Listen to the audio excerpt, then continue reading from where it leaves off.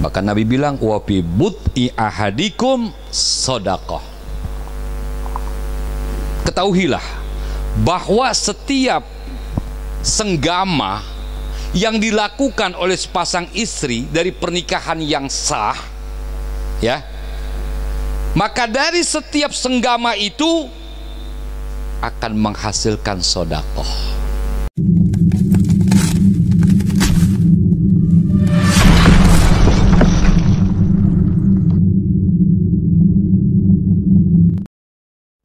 Assalamualaikum warahmatullahi wabarakatuh.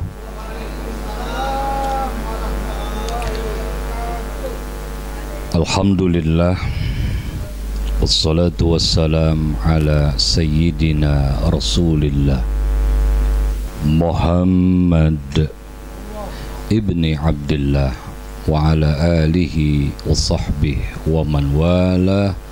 La haula wa la quwwata illa billah, amma ba'. Pertama yang saya hormati sahibul bait, sahibul hajat, orang tua kita Bapak Haji Sunadi beserta keluarga besarnya yang berbahagia, Ananda Manarul Hidayah dan istri tercinta. Begitu pula kepada para tuan guru yang hadir malam hari ini, insya Allah akan semakin menambah berkah untuk kita semua, bilkhusus untuk keluarga besar Bapak Haji Sunadi. Yang mulia sahibul majlis Da'ilallah Al-Ustaz Taufik Hidayat SPDI, guru kita Al-Habib Fuad bin Hussein Aidrus wal Habib Mustafa bin Ali Al-Attas. Begitu pula guru kita yang baru saja menyampaikan mau'izatul hasanah, mutiara-mutiara hikmah, mutiara ilmu yang sangat bermanfaat, ad-da'ilallah Al-Ustaz Kiai Sunaryanto LCMA. Yang mulia juga guru kita Al-Ustaz Al-Had Yayan Ansori, Al-Ustaz Usman Albina, Ustaz Usman Muhayyar, Ustaz Abdul Razak, begitu pula Ustaz Abdul Mundir, orang-orang tua kita yang hadir, Bapak Amil Suherman, Amil Nahrawi, para tokoh masyarakat, Bapak RT, dan seluruh para orang tua, para hujat, dan para jamaah majlis silaturahim malam Jum'ah, yang semoga kita semua senantiasa dinaungi oleh rahmat dari Allah Subhanahu wa Ta'ala. Amin ya Rabbal Alamin. Alhamdulillah, seia sekata bahwa malam hari ini adalah malam yang lain dari yang lain, karena biasa malam Jumat kita adakan antara masjid ke musola. Namun malam hari ini karena ada hajat dari orang tua kita, yakni Al-Mukarram Bapak Haji Sunadi, untuk sama-sama kita mendoakan. Alhamdulillah, beliau telah melaksanakan salah satu perintah agama, yakni menikahkan putranya, dan insya Allah besok Haflatul Qiran, resepsi pernikahan putranya akan dilaksanakan. Doa dan munajat telah sama kita mohonkan kepada Allah, terlebih dibacakan beberapa pasal daripada Maulid Nabi Muhammad Sallallahu Alaihi Wasallam. Insya Allah dari mulai malam hari ini sampai esok acara resepsi, semoga diberkahi oleh Allah Subhanahu wa Ta'ala. Amin ya Rabbal Alamin. Hadirin ma'asyiral muslimin, jamaah sekalian yang dimuliakan oleh Allah, dan mudah-mudahan kita pun yang hadir memenuhi undangan Bapak Haji Sunadi dalam acara tasyakuran malam hari ini. Mudah-mudahan kita pun kecepretan berkahnya, karena malam hari ini tasyakuran, akad nikah dan resepsi yang besok akan dilaksanakan. Mudah-mudahan yang belum punya istri segera dapat pasangan dulu baru istri. Kapan kawinnya mendapat istri aja ya. Yang masih single mudah-mudahan dapat, yang masih jomblo mudah-mudahan dapat, yang mau melamar mudah-mudahan lamarannya diterima. Amin ya Rabbal. Dan yang udah punya istri mudah-mudahan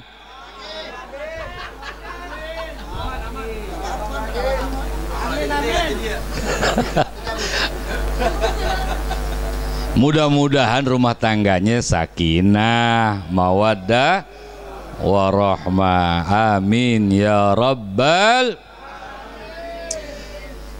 Kepada Ananda Manarul Hidayah, sekarang kamu sudah menjadi pemimpin dalam rumah tanggamu. Istrimu saat ini sudah menjadi tanggung jawabmu. Kok nikahnya kapan? 4 bulan yang lalu ya. 4 bulan yang lalu. Ya. 4 bulan yang lalu. Kita ambil umpamanya akdu nikah jam berapa waktu itu? Taruh umpamanya jam 9. Ketika jam 8.30 sebelum Anda mengucapkan kalimat qabul. Saya mau tes nih sama pengantin tua. Masih inget nggak kalimatnya? Masih inget nggak? Lo bujangan inget lo. Belum praktek juga. Main inget aja. Apa Ustadz saya? Gitu. Begitu dites, lancar banget. Saya terima nikah dan enaknya. Yeah. Akmal geli Akmal. Kata Akmal jadi engen. Tenang aja, ada AA di sini. Amil mamang ya.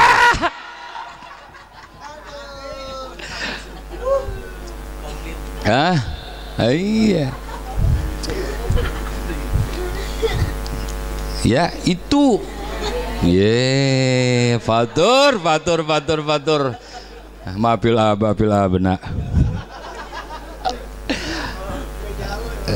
Sebelum Ananda Manarul Hidayah waktu itu, waktu bulan Februari, mengucapkan kalimat qabul setengah jam sebelumnya, bahwa calon istrimu pada saat itu masih tanggung jawab kedua orang tuanya. Tapi ketika kamu sudah menyatakan, mengucapkan kalimat qabul, saya terima nikah dan kawinnya Fulanah binti Fulan dengan mas kawin yang tersebut, maka saat itu sudah beralih ke pemimpinan.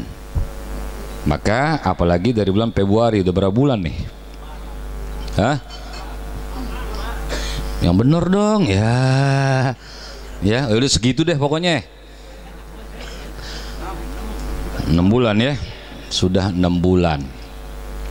Maka kamu sudah mulai bertanggung jawab. Kamu sudah jadi imam. Dari mulai ujung rambut sampai ujung kaki, maka kamu bertanggung jawab. Kita doakan Ananda Manarul Hidayah semoga jadi imam yang soleh, bisa membimbing istrinya ke jalan yang diridhoi oleh Allah. Semoga terbentuk rumahnya sakinah, mawaddah, warahmah. Saudara, kalimat qabul ini kalimat yang luar biasa, pendek, singkat, tapi bisa merubah hukum. Ya, bisa merubah hukum yang tadinya haram jadi halal. Nikah hari Minggu, malam Kemis masih boncengan, naik motor yang agak nungging tuh, lewatnya bekang, yang gajlukannya kurang lebih ada berapa losin tuh, mainnya rem depan dulu, ngik. Tuh kira-kira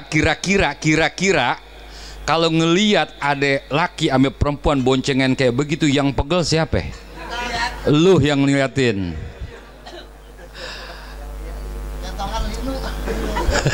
Centongan linu. Itu kayak begitu, laki perempuan yang belum nikah halal apa haram? Halal apa haram? Halal apa haram? Makanya saudara, terutama kepada pemuda-pemuda majelis dimanapun berada, ubah konsepnya, ya, ubah konsepnya. Nikah dulu baru pacaran, jadi mesrahnya kagak habis. Sekarang kan kagak, pacaran dulu baru nikah, santannya udah kering. Betul, betul. Jadi nikah dulu baru pacaran. Oh, mesrahnya nggak ada habis pokoknya. Ya kan banyak kan kayak begitu. Waktu pacaran mah naik motor mesrah banget, pegangan. Terkadang begitu udah nikah, boro-boro mau pegangan sama suami. Ya, kenapa? Karena udah kelar duluan sebelumnya. Nah, hadirin jemaah sekalian, kembali kita kepada kalimat ini. Inilah syariat hadir. Untuk apa? Mengangkat harkat martabat manusia. Karena Allah menciptakan makhluknya, baik manusia ataupun hewan, Allah kasih yang namanya hawa nafsu. Hawa nafsu ini tadi guru kita menyampaikan sebagai fitrah, sebagai kejadian di mana Allah memang memberikan kepada manusia. Konon nafsu itu Allah ciptakan 10. Ya, nafsu Allah ciptakan 10. 9 buat perempuan, 1 buat laki-laki. Ya. 9 buat perempuan, 1 buat laki-laki. Tapi biar 1 gampang ngeces dia. Ya, gampang ngeces. Ya. Lama dia orang 9, kalau nggak bisa ngegocek repot saudara, melintir lagi. Apalagi mainnya lini pinggir melulu, ya kepleset melulu.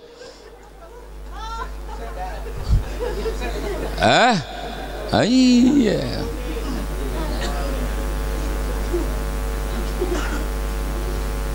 Nah saudara, tadi ketika manusia diberikan hawa nafsu, kemudian nafsu ini silahkan kita lampiaskan, tapi harus mengikuti aturan syariat, aturan Allah. Sebab kalau kita punya nafsu kita lampiaskan tanpa mengikuti aturan syariat, maka kita ini nggak ada bedanya sama binatang. Kenapa? Binatang nggak berlaku, mereka nggak dikhitab untuk melaksanakan hukum syariat. Jadi pagi-pagi ada kucing kawin, jangan diomelin, dasar nggak punya akhlak, jangan, nggak berlaku hukum akad nikah buat dia. Ya. Yang kedua, hadirnya hukum ini, ahkamus syariah ini untuk apa? Memberikan ketenangan kepada manusia yang melaksanakan hukum syariat, dalam hal ini munakahat. Untuk melaksanakan hajatnya, melampiaskan nafsu birahinya supaya tenang, nggak resah, nggak gelisah, maka laksanakan menurut aturan syariat, yaitu akdun nikah. Tenang, tentram, nggak resah, nggak gelisah, walaupun sekampung orang pada ngintip.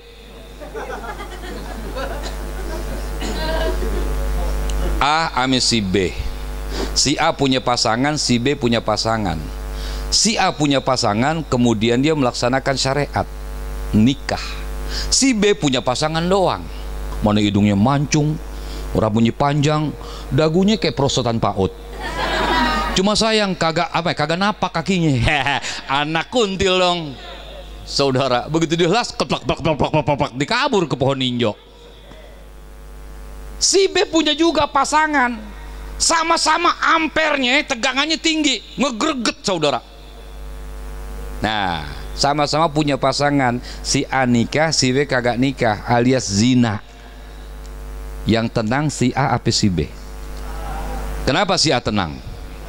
Karena nih ngikutin aturan Allah, menjalankan hukum syariat.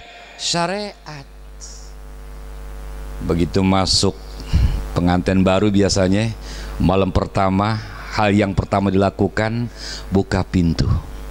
Betul nggak? Buka pintu. Pintu dibuka, mulai ditutup. Bunyinya lain, krek krek krek krek krek. Tahan napas saudara, pelan-pelan banget. Mulai deh. Matiin lampu, kemudian buka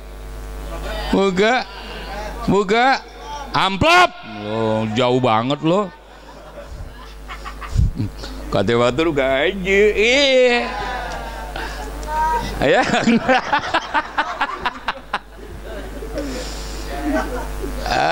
Udah selanjutnya yang lain pokoknya nggak ada yang tahu pokoknya. Ya, tahu-taunya beko bikin 4 bulanan aja pokoknya. Saudara yang dimuliakan oleh Allah, tenang dia. Begitu malam pertama katanya, bang bentar, kenapa?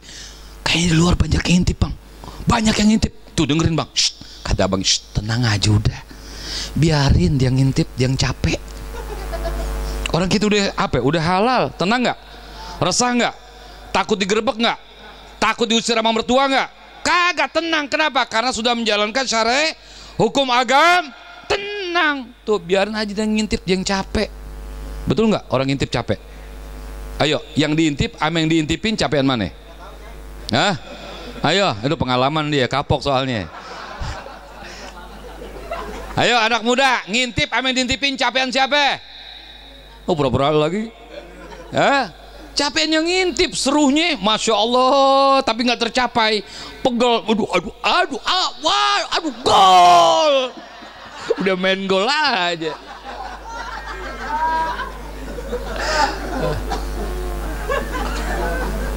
Ma'asyiral muslimin jamaah sekalian yang dimuliakan oleh Allah Subhanahu wa taala.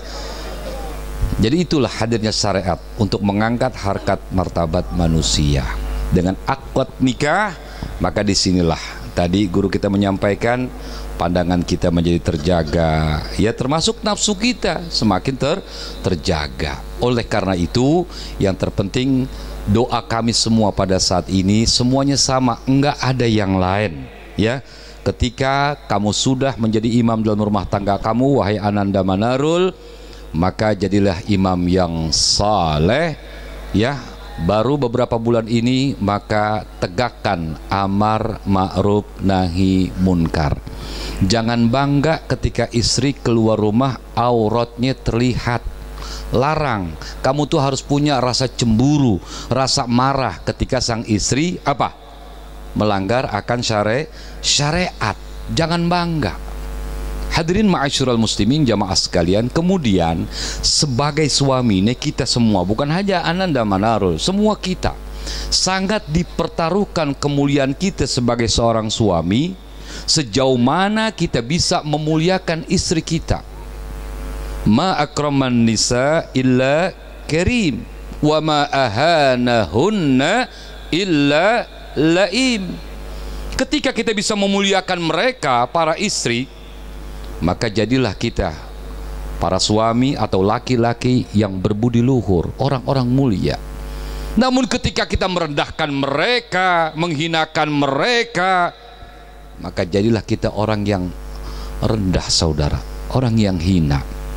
Makanya saudara jamaah sekalian yang dimuliakan oleh Allah Subhanahu wa taala, tadi guru kita menyampaikan, ya, sebagai kepala rumah tangga, sebagai imam dalam rumah tangga, maka untuk menjadikan rumah tanggamu menjadi rumah tangga yang sakinah, mawaddah, warahmah, ini harapan dan doa dari kami semua dengan ikhlas. Maka di dalam mencari nafkah, maka jangan pernah berusaha mencari nafkah yang haram.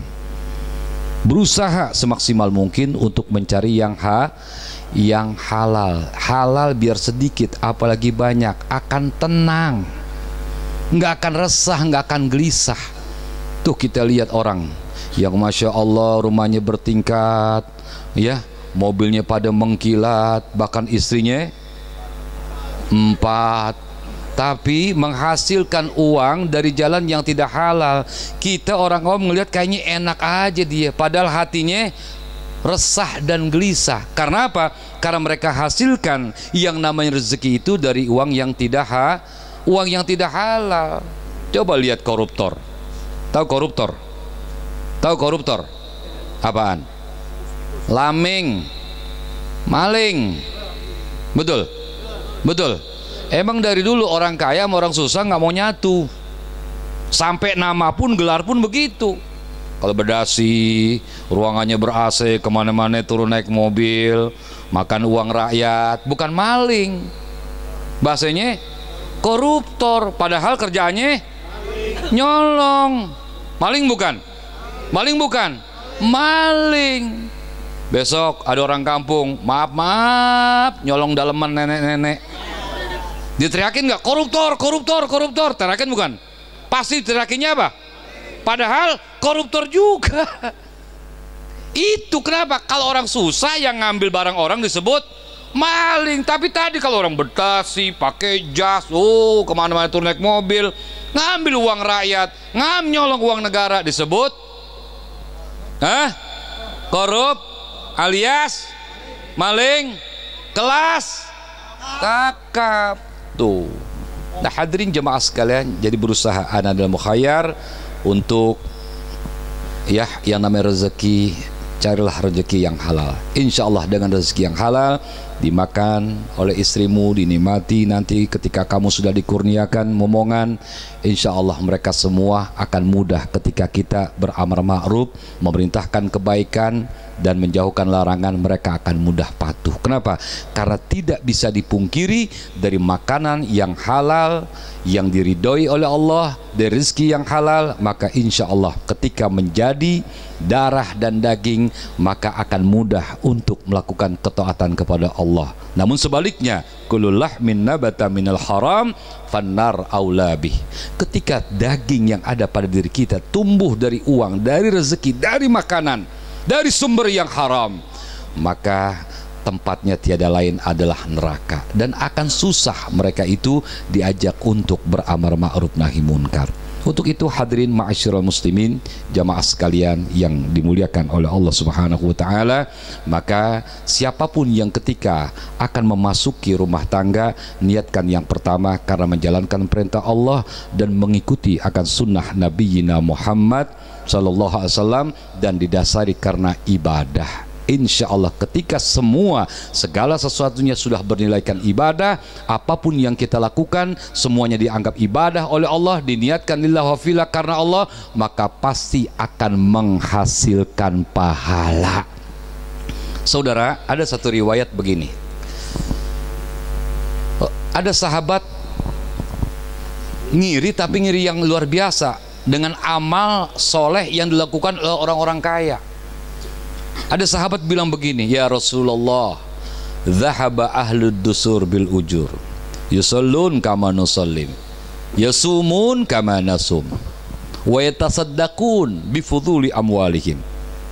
Istilah kita, ya Rasul, jadi orang kaya enak banget ya, bisa ngeborong pahala. Sholat, mereka sholat, kami pun bisa dapat pahala karena kami juga sholat. Mereka berpuasa, dapat pahala, kami pun bisa dapat pahala. Kenapa? Karena kami pun bisa berpuasa. Wa yatasaddaqun bifuduli amwalihim. Mereka bisa mendapatkan kurnia, pahala, kebajikan dari bersedekah karena mereka memiliki harta. Nah, batasan ini yang kami nggak mampu ya Rasul.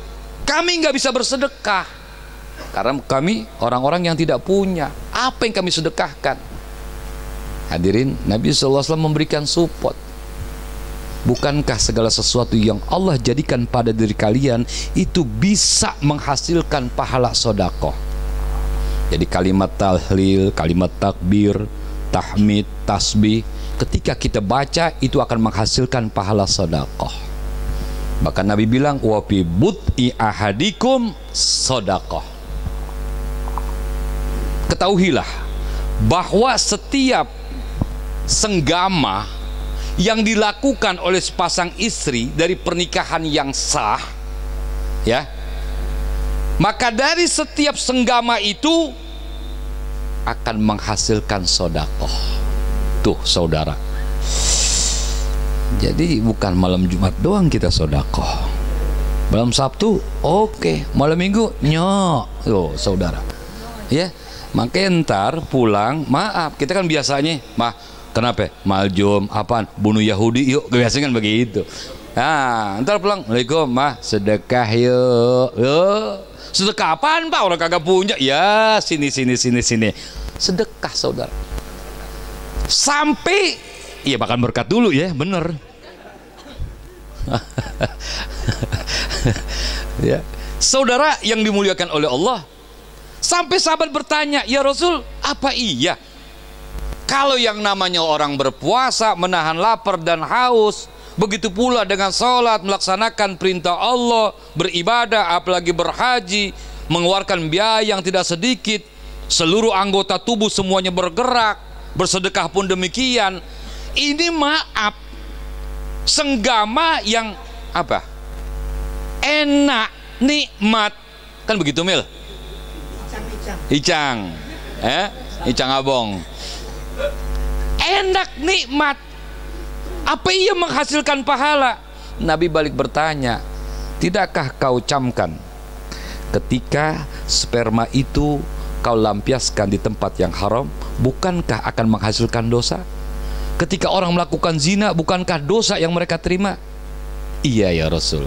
Begitu pula ketika kita transfer ya syahwat kita ke tempat yang halal, yakni pada istri kita, akan menghasilkan pahala sedekah. Nah hadirin ma'asyiral muslimin, jamaah sekalian yang dimuliakan oleh Allah Subhanahu wa taala. Oleh karena itu, ketika orang sudah berumah tangga, insya Allah tadi guru kita menyampaikan akan semakin banyak nilai pahalanya. Amin ya rabbal, amin ya rabbal. Untuk itu malam hari ini kita mohon kepada Allah, semoga akdu nikah yang telah dilaksanakan beberapa bulan yang lalu dan besok akan digelar resepsi pesta pernikahan, yakni pada hari Sabtu tanggal 27 Agustus ya, dari keluarga Bapak Haji Sunadi dan istri. Semoga segala sesuatunya diberkahi oleh Allah Subhanahu wa taala. Tamunya semua tamu orang-orang baik, tamu yang membawa keberkahan, dan kita semua yang mendoakan pun mohon kepada Allah semoga Allah pun limpahkan keberkahan untuk kita semua. Amin ya rabbal alamin. Al-Fatihah. Bismillahirrahmanirrahim. Alhamdulillah rabbil alamin. Iyyaka na'budu siratal ladzina ghairil maghdubi waladdallin. Dengan segala hormat doa kami mohonkan kepada guru kita Al-Habib Mustafa bin Ali Al-Atas, fa ilahi falyatafaddal mashkura. Dari saya cukup sekian. Assalamualaikum warahmatullahi wabarakatuh.